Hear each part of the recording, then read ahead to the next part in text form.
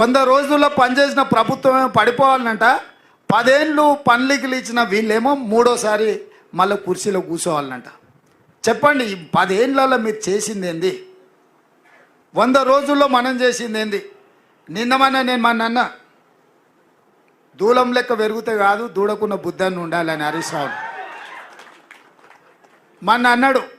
నేను 15 ఆగస్టు లోపల 2 లక్షల రూపాయల రైతు రుణమాఫీ చేస్తాను. నేనంటే, రేవంత్ రెడ్డి నువ్వు 15 ఆగస్టు లోపల చేయకపోతే నువ్వు రాజీనామా చేయాలా, నువ్వు చేస్తే నేను ఎమ్మెల్యే పదవికి రాజీనామా చేసి మళ్ళీ సిద్దిపేటలో పోటీ చేయను అన్నాడు.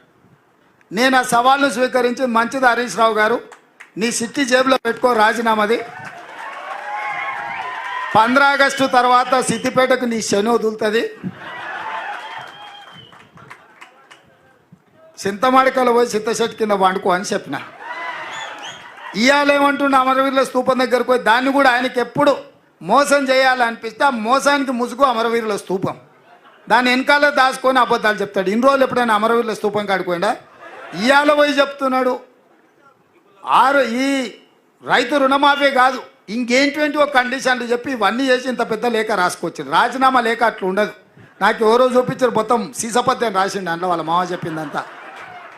రాజీనామా లేఖ ప్రిస్క్రైబ్డ్ ఫార్మెట్లో స్పీకర్ గారు ఒక ఫార్మెట్ ఇస్తాడు. దాంట్లో ఒక్క పదము పొల్లు పోయినా ఆ కాగితమే చెల్లదు. మళ్ళీ ఈయన సీసపద్యం అంతా రాసుకోవచ్చండి. సీసపద్యం రాజీనామా పత్రం చెల్తుందా? పెద్ద తెలివి అనుకుంటుండే ఆయన. తాటి చెట్టు లెక్క పెరుగుతే కాదు నాయన, మోకాళ్ళలో కాదు అరికాళ్ళకు పోయినట్టు నీ తెలివితేటలు హరీష్ రావు.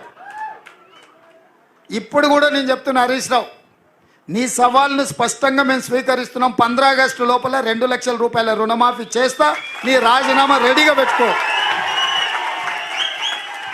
రైతులకు రుణమాఫీ చేయకపోతే మాకెందుకయ్యా అధికారం? ఈ రైతులకు రుణమాఫీ చేయకపోతే ఆ రైతులు ఎవరు? మా వాళ్ళే కదా, మా కుటుంబాలే కదా, మా పరివారమే కదా.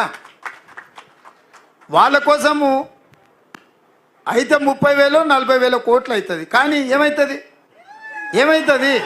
నువ్వు కాళేశ్వరం దోసుకున్న 1,00,000 కోట్ల కంటే ఎక్కువనా? హైదరాబాద్ చుట్టూతో నువ్వు ఆక్రమించుకున్న వేలాది ఎకరాల కంటే ఎక్కువనా? ఇక సరే, అంత దూరం ఎందుకులే. కానీ మీ దోపిడీ, మీలాగా దోపిడీ చేయకుండా ఒక్క సంవత్సరం నేను కడుపు కట్టుకుంటున్నానంటే ఆ 40,000 కోట్ల రూపాయలు బ్యాంకులకు ఎడవసేత్తో చెల్లిస్తాను నేను. అందుకే మీకు అందరికీ మీ ద్వారా తెలంగాణ ప్రజలకు తెలవాలి, 15 ఆగస్టు లోపల 2 లక్షల రైతుల రుణమాఫీ చేసే బాధ్యత మన ప్రభుత్వాన్ని. స్పష్టంగా ప్రజలకు చెప్పండి.